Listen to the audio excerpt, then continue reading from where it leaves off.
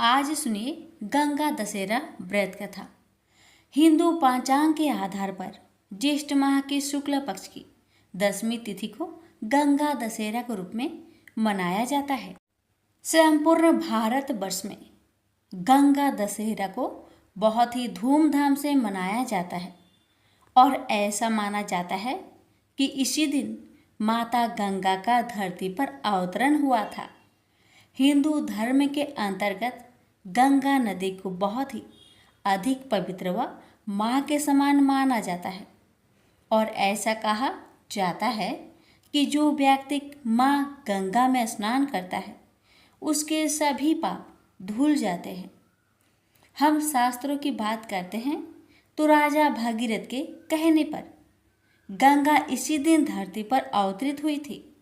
जो भी व्यक्ति इस दिन सच्चे दिल से माँ गंगा की पूजा करता है और गंगा में स्नान कर लेता है उसके सभी पाप धुल जाते हैं और उसे मरणोपरांत मोक्ष की प्राप्ति होती है। पौराणिक कथा के अनुसार प्राचीन काल में राजा भागीरथ अयोध्या में रहते थे। आपको बता दें कि इन्हें भगवान श्री राम का पूर्वज माना जाता है। एक बार राजा भागीरथ को अपने पूर्वजों का तर्पण करने के लिए गंगा जल की आवश्यकता पड़ी। उस समय माँ गंगा स्वर्ग लोक में ही बहती थी। यही सोचकर राजा भागीरथ ने माँ गंगा को धरती पर लाने के लिए कई वर्षों तक घोर तपस्या की, लेकिन फिर भी उन्हें कोई सफलता नहीं मिली। यह देखकर राजा भागीरथ हिमालय चले गए और वहां जाकर वे फिर से घोर तपस्या में लीन हो गए। उनकी कठोर तपस्या को देखकर माँ गंगा बहुत प्रसन्न हुई और उन्हें आशीर्वाद देने के लिए वहां प्रकट हुई। माँ गंगा को अपने सामने देखकर राजा भागीरथ बहुत प्रसन्न हुए। उन्होंने माँ गंगा को धरती पर आने को कहा। यह सुनकर माँ गंगा ने उनका अनुरोध स्वीकार कर लिया, लेकिन राजा भागीरथ के सामने एक बड़ी समस्या खड़ी हो गई। गंगा माता का वेग बहुत अधिक था। यदि वह पृथ्वी पर आ जाती तो सारी पृथ्वी नष्ट हो जाती। उनकी इस परेशानी को महादेव यानी भगवान शिव भी दूर कर सकते थे। जब राजा भागीरथ को इस बात का पता चला तो वे भगवान शिव की तपस्या करने लगे।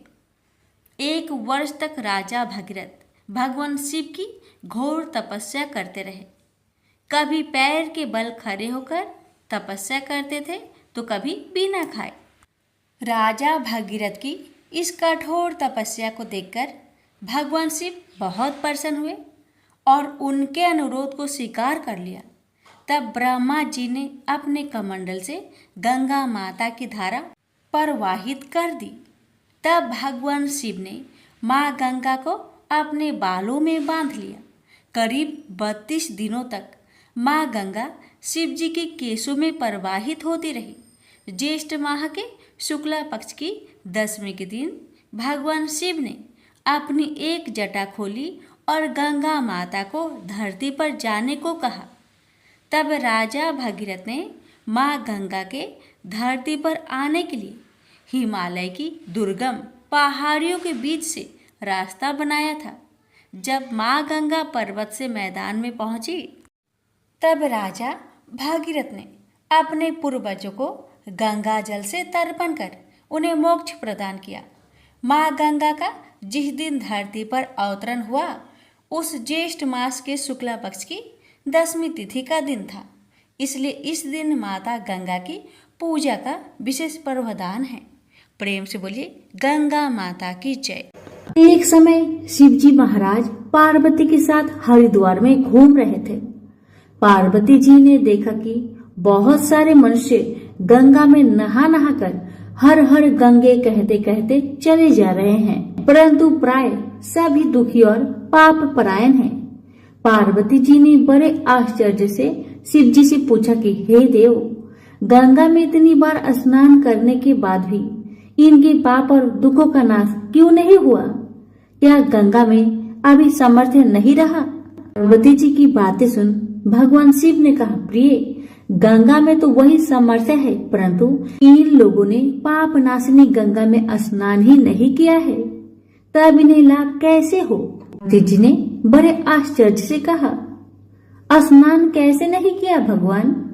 सभी तो नहा नहा कर आ रहे हैं, अभी तक इनके शरीर भी सूखे नहीं हैं। जी ने कहा, ये केवल जल में डुबकी लगाकर आ रहे हैं, तुम कल इसका रहस्य समझ जाओगे। दूसरे दिन बड़े जोर की बरसात होने लगी, गलियां कीचड़ से भर गई। एक चौड़े रास्ते में एक गहरा गड्ढा था, चारों ओर लपटीला कीचड़ भर रहा था। उसी गड्ढा में भगवान शिव ने लीला करते हुए वृद्ध ब्राह्मण का रूप धारण कर लिया और दीन विवश की तरह गड्ढे में जाकर ऐसे पड़ गए कि जैसे मानो कोई मनुष्य चलता चलता गड्ढे में गिर पड़ा हो। निकलने की कोशिश करने के बावजूद भी वह निकल नहीं पा रहा है। पार्वती जी को भगवान शंकर ने समझाकर गड्ढे के पास बैठा दिया कि देखिए देवी, आप लोगों को सुना सुनाकर यूं पुकारती रहिए कि मेरे वृद्ध पति अकस्मात गलती से गड्ढे में गिर पड़े हैं, कोई पुण्य आत्मा ही इन्हें निकालकर इनके प्राणों की रक्षा करे। इस प्रकार आप बार बार कहते रहिएगा।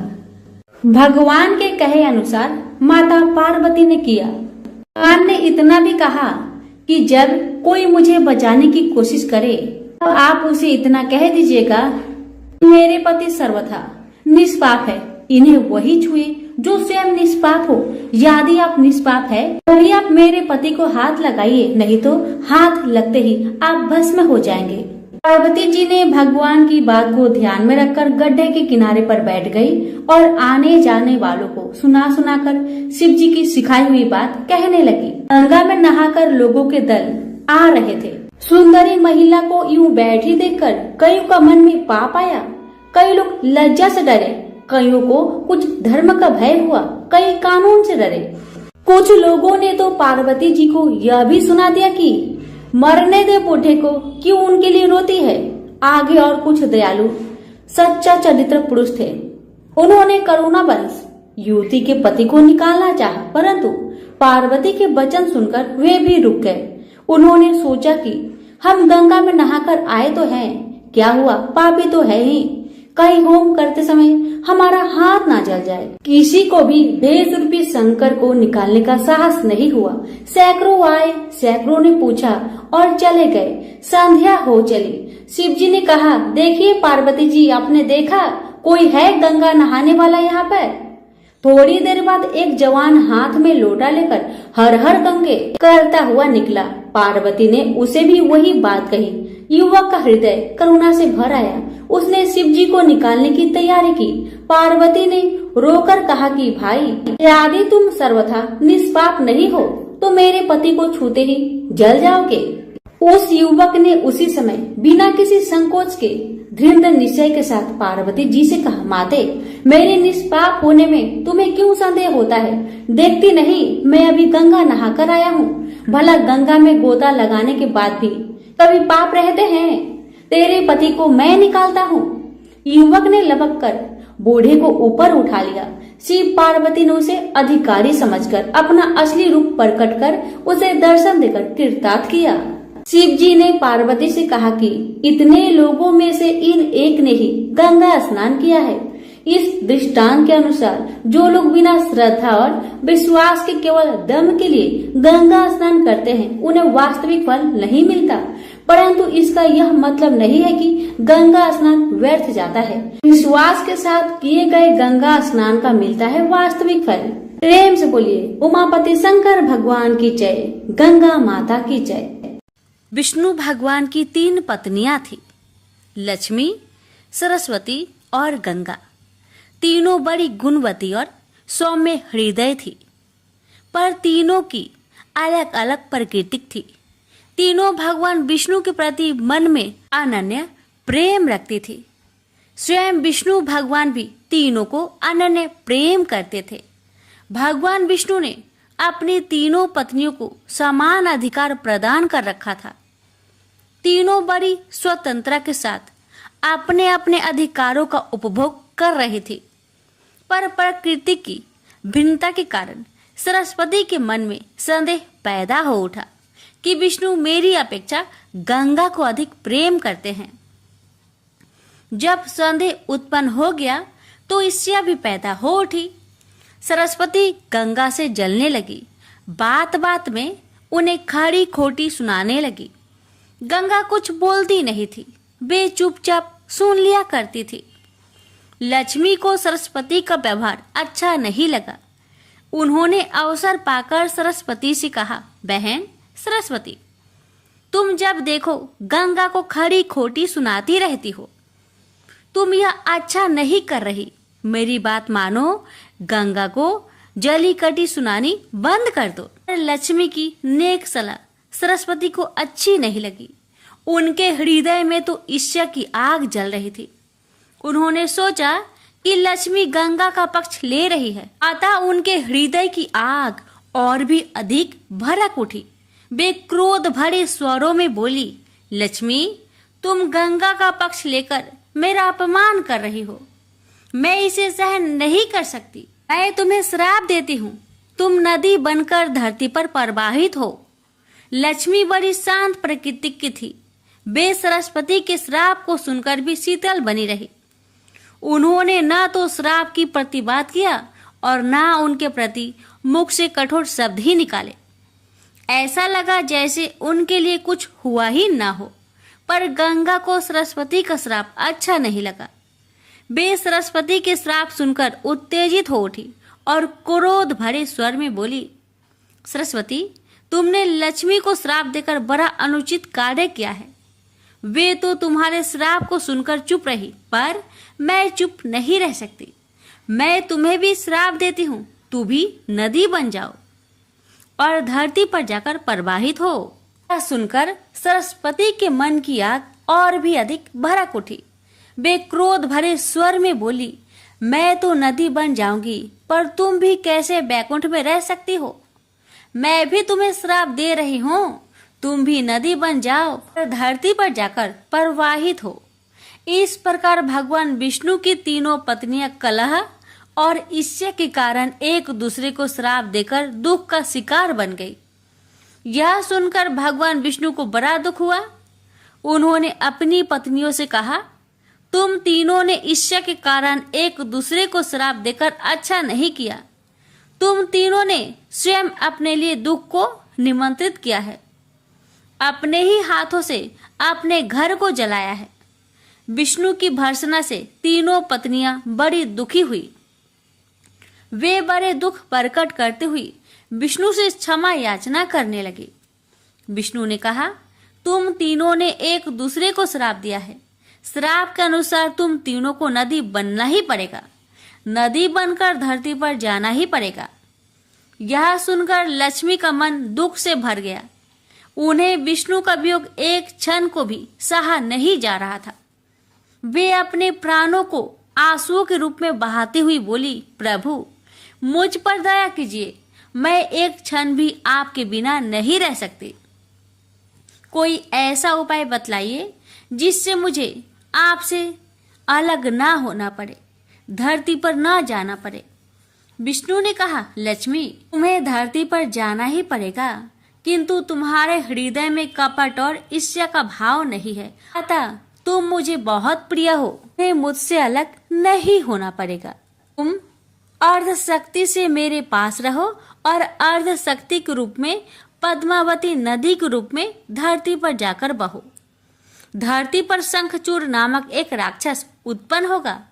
वह मेरा ही अंश होगा। तुम तुलसी के रूप में उसकी पत्नी बनोगी। तुम तुलसी के रूप में सदा विष्णु प्रिया बनी रहेगी और जन जन से आदर पाओगी। गंगा को भी भगवान विष्णु से अलग होने का बड़ा दुख था, अतः उन्होंने भी अश्रु नयन निवेदन किया, प्रभु, ऐसा कोई उपाय बतलाइए जिससे मैं आपसे अलग ना हो। भगवान विष्णु ने कहा, गंगे, श्राप बस तुम्हें भी धरती पर जाना ही पड़ेगा। राजा भगीरथ अपने पूर्वजों के उद्धार के लिए तप कर रहे हैं। तुम्हें धरती पर गंगा के रूप में प्रवाहित होना पड़ेगा और भगीरथ के पूर्वजों का उद्धार करना होगा। तुम भगीरथ के पूर्वजों का उद्धार करके समुद्र में मिल जाओ। समुद्र मेरा ही रूप है, अतः तुम सदा मुझ में ही रहोगी। तुम स्वर्ग से उतरने पर शिव की जटाओं में रहोगी। शिव और मुझ में कोई अंतर नहीं है। इस रूप में भी तुम सदा मुझ में ही रहोगी। सरस्वती चुपचाप विष्णु की बातें सुन रही थी। अंत में भगवान विष्णु ने सरस्वती की ओर देखा और कहा, सरस्वती, तुम अपने अर्ध गुणों से नदी बनकर बहोगी और अर्ध गुणों से ब्रह्मा की पत्नी बनोगी। श्राप का फल तुम्हें भी भोगना ही पड़ेगा। सरस्वती बोली, भगवान, आप तो भेद विभेद रहित है, फिर आप लक्ष्मी और मुझ में भेद क्यों कर रहे हैं? आपने लक्ष्मी को तो अपने पास ही रहने की अनुमति प्रदान की, पर मुझे आप सदा के लिए अलग कर रहे हैं। विष्णु बोले, सरस्वती, किसी को भी न तो मैं अलग करता हूँ और न अपने पास रखता हूँ। मेरी किसी में न तो आसक्ति है और न किसी से भी विरक्ति है। सबको अपने अपने गुणों और कर्मों के अनुसार ही मेरा सहचर्य प्राप्त होता है। लक्ष्मी निष्कपट हृदय की है। वे ना तो किसी से ईर्ष्या करती है, न किसी से बैर रखती है। वे सबसे प्रेम करती है। यही कारण है वे सदा मेरे साथ रहेगी। पर तुम ईर्ष्या और क्रोध के वशीभूत रहती हो।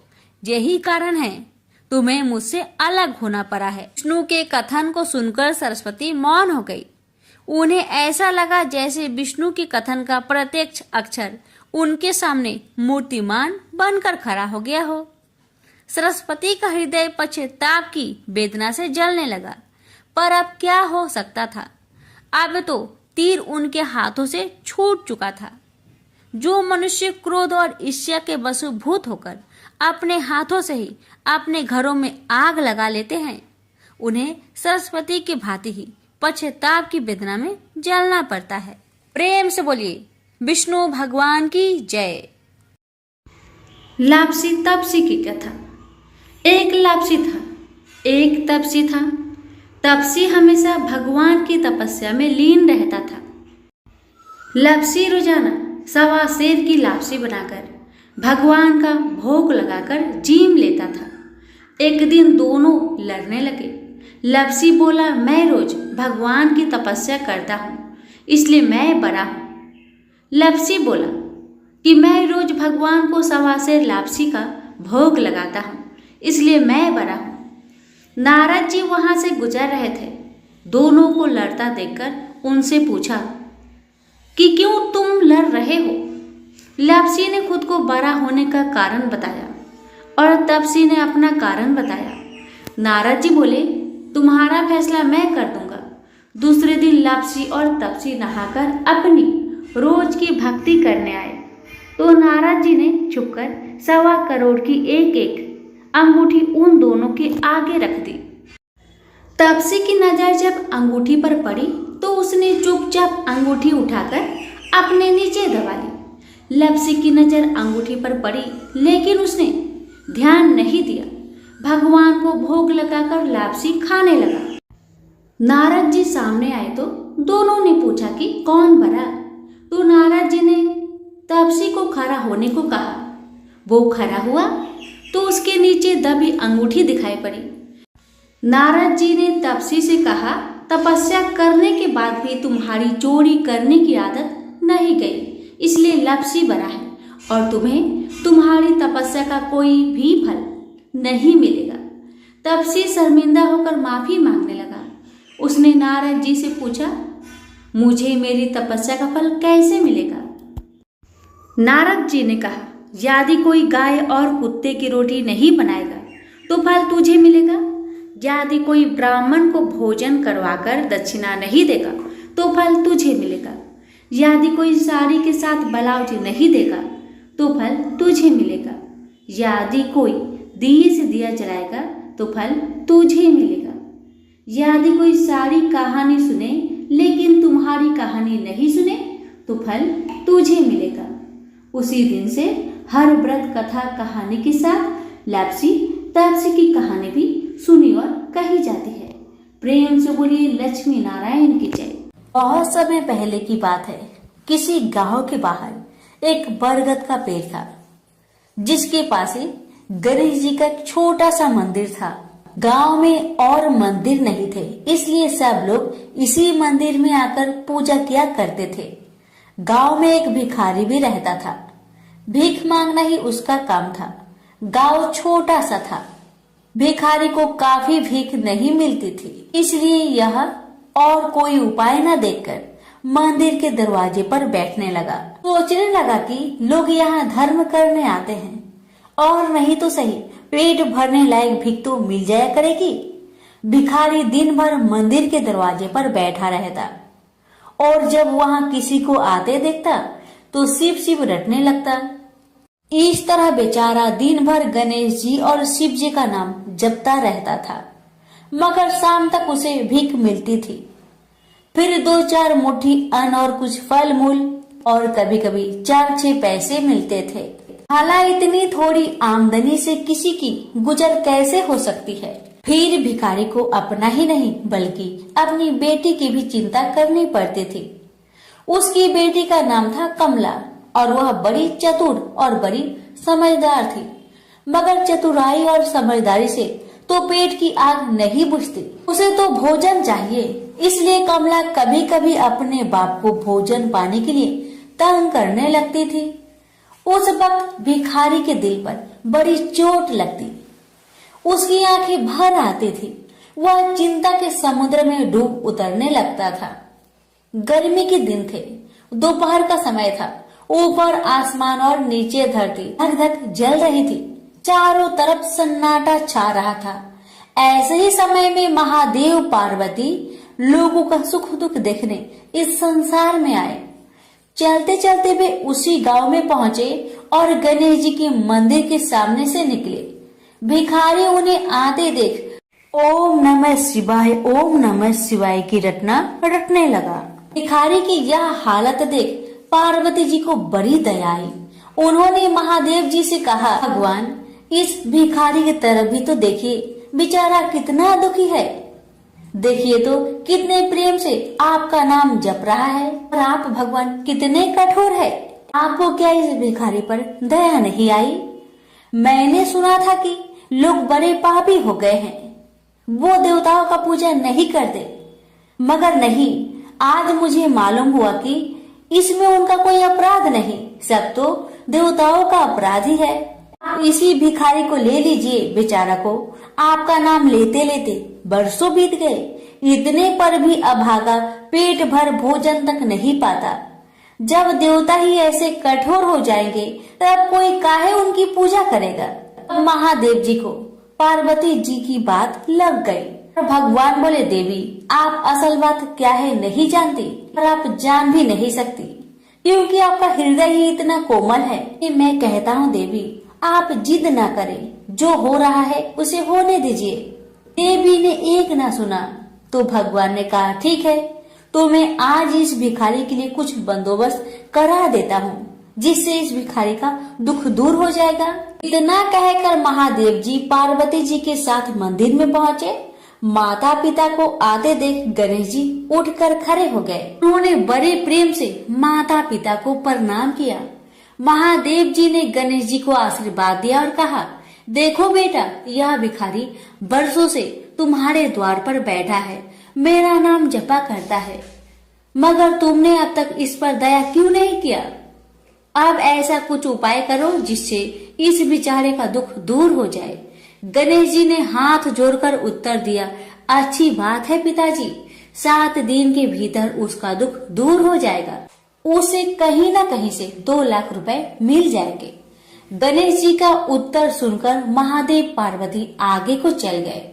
इसी समय एक बनिया मंदिर में पूजा करने आया था। वह आड़ में छिपा छिपा महादेव जी और गणेश जी की बातें सुन रहा था। उसने सोचा, ये तो बहुत अच्छा मौका है, यदि थोड़ी चतुराई से काम लूं तो सहज ही 2 लाख का मालिक मैं हो सकता हूँ। बस वह बड़ी खुशी से भिखारी के सामने पहुंचा और उसे प्रणाम कर एक तरफ बैठ गया। भिखारी को आज तक किसी ने प्रणाम नहीं किया था, न कोई उसके पास आकर बैठा ही था। बनिए की इस काम से भिखारी ने समझा कि यह बेशक कोई भला मनुष्य है। वह मन ही मन प्रसन्न हुआ और बनिए से बोला, बाबा आप बहुत दयालु जान पड़ते हैं, कहिए मेरे पास आने की कृपा क्यों कर हुई?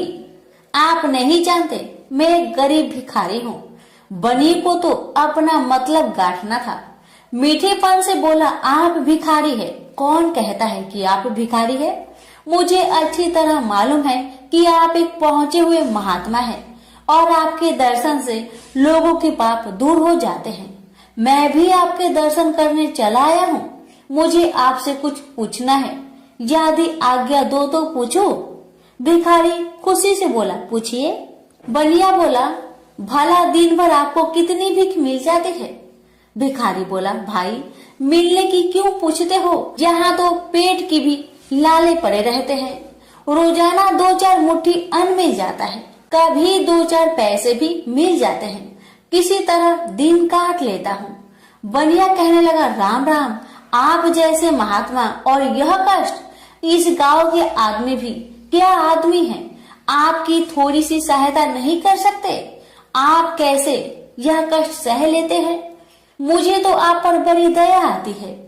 मेरे जी में आता है कि मैं आपकी कुछ सेवा करूं, पर कहने में डर मालूम होता है। भिखारी बोला, आप मेरी सहायता कर सकते हैं? अब बनिया हंसते हुए बोला, मेरी इतनी हैसियत कहाँ है जो आपकी कुछ सेवा कर सकूं? मगर एक बात है, आज से 7 दिन तक आपको जो कुछ भी मिले वह मुझे दे दीजिए। बदले में आपको मैं 100 रुपया दे दूंगा।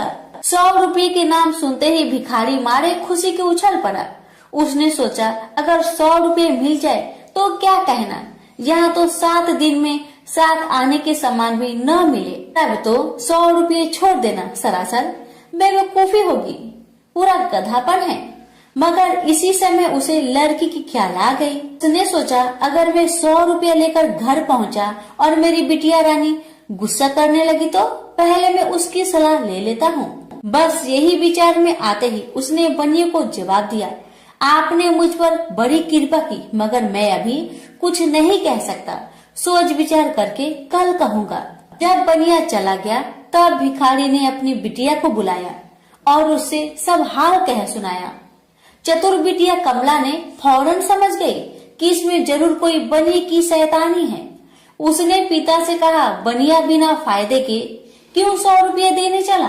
खैर कोई बात नहीं पिताजी, मैं कल उस बनिए से बातें तय कर लूंगी, मगर आप बीच में कुछ ना बोलना। उधर बनिए का बुरा हाल था। रात भर उसके पेट में चूहे उछलते रहे। बड़ी मुश्किल से सवेरा हुआ, बनिए की जान में जान आई। वह हाथ मुंह धोते ही भिखारी के पास आ पहुंचा और छूटते ही बोला, क्या विचार किया आपने? कमला भी बनिए से निपटने को तैयार बैठी थी। बनिए की बात सुनते ही उसने जवाब दिया, सेठ जी, हम लोगों ने विचार किया, भला 100 रुपये में क्या होता है, इतना सस्ता सौदा होना मुश्किल है, माफ कीजिए। कमला का उत्तर सुनते ही बनिए पर मानो बिजली गिर पड़ी। पर लाख रुपए के लालच छोड़ना भी कठिन था। वह 200 रुपए देने को राजी हो गया। अब तो कमला का संदेह और भी पक्की हो गया। वह समझ गई कि बनिया जरूर किसी भारी लाभ के लिए ही इतने रुपए देना चाहता है। उसने जवाब दिया, सेठ जी, इतना सस्ता सौदा और कहीं होता होगा? 100 दो, 100 या 1000 दो। 1000 में तो होता ही क्या है? जो चीज आप कौड़ियों में मोल खरीदना चाहते हैं वह लाख रुपए में भी सस्ती है। यह सुनकर बनिया बहुत घबराया, परंतु उसने अपनी कोशिश जारी रखी। मारे लोभ के वह अंधा हो रहा था। उसको लोभ का भूत सवार हो गया था। उसने 100 दो, 100 से बढ़कर अंत में 50,000 लगा दिए।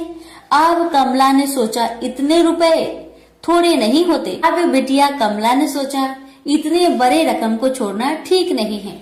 उसने बनिए से कहा, खैर आप नहीं मानते तो मैं ही आपकी बात मान लेती हूँ, मगर शर्त यह है कि रुपए अभी मिलने चाहिए। ये शर्तें मंजूर करने में बनिए को क्या उजर थी। वह खुशी खुशी घर लौटा। उसने सोचा 50,000 रुपए देकर 1 लाख लेना कुछ बुरा नहीं है। 2 लाख न सही 1.5 लाख मालिक तो बन ही जाऊंगा। आहा, मेरी तकदीर भी कितनी चोखी है। 7 ही दिन में 50,000 का लाभ हो गया। उसने घर आते ही भिखारी के पास 50,000 रुपए भेज दिए।